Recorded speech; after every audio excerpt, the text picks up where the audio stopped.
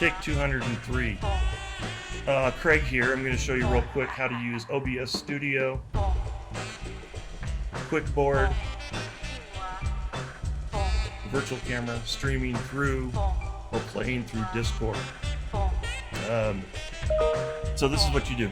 You got your scene set up in OBS Virtual or OBS Studio.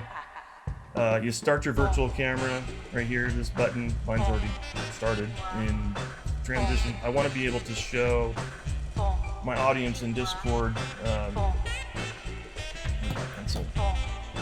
when I draw on my Mac, not my Mac, my iPad. I want them to be able to see that and interact and respond, collaborate through this cool little interface called QWIKboard. So that's what you do. You start your virtual cam, then you go over to Discord, and under video and audio settings, there's this thing called the OBS virtual camera. It looks backwards here, but it's actually playing the correct perspective on the viewer's screen. You don't use the webcam, you use the virtual cam.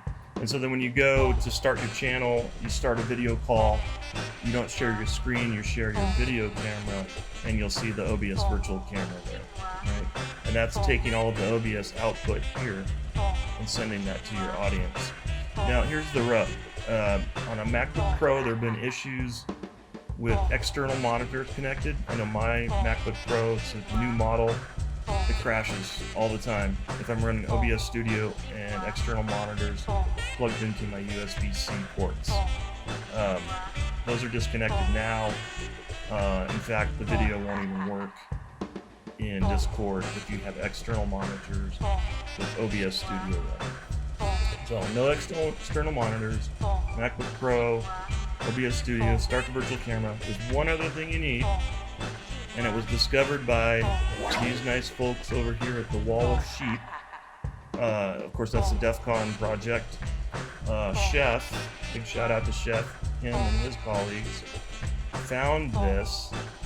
The virtual camera won't even show up in the Mac version of Discord, not the web version.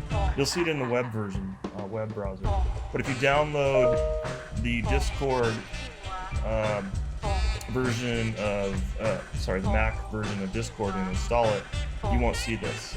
The way to get it, thanks to Chef and team at Wall of Sheep, you have to enter this line of code in a terminal. It unsigns the code. You restart OBS Studio and you restart Discord